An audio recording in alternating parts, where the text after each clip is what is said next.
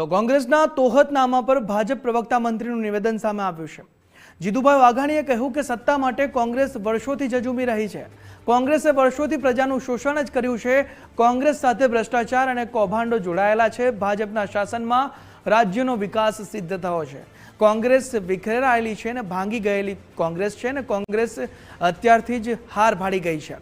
કોંગ્રેસ માત્ર ને માત્ર ખોટા આક્ષેપો જ કરે છે તેવું પ્રવક્તા મંત્રી જીતુભાઈ વાઘાણીએ કહ્યું છે।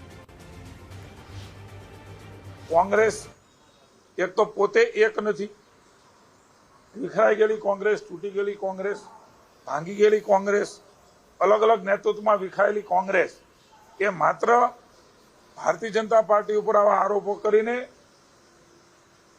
એ પોતે એક છે પ્રસ્થાપિત કરવાના પ્રયોગ તમે જ બતાવ્યું છે કે કોંગ્રેસમાં કેટલા ભાગ છે। વિધાનસભામાં પણ હમણાં આપણે જોયું છે કે કેટલા ઝઘડાઓ ઇન્ટરનલ ધારાસભ્યોના હોય છે। એટલે ભાંગતી તૂટતી કોંગ્રેસને અમારે કોઈ સર્ટિફિકેટની આવશ્યકતા નથી। જનતાનું સર્ટિફિકેટ વિનમ્રતા સાથે પુનઃ એકવાર મેળવવા માટે અમે જવાના છીએ અને એ કોલ એ જનતા ભારતીય જનતા પાર્ટીને ચોક્કસ આપશે। હાર ભારી ગયેલી કોંગ્રેસ એ થાબડ થીબડ કરવા પહેલા નીકળી છે, પણ પુનઃ એકવાર હારનો સામનો એ કોંગ્રેસે જનતાના મત થકી કરવાનો છે।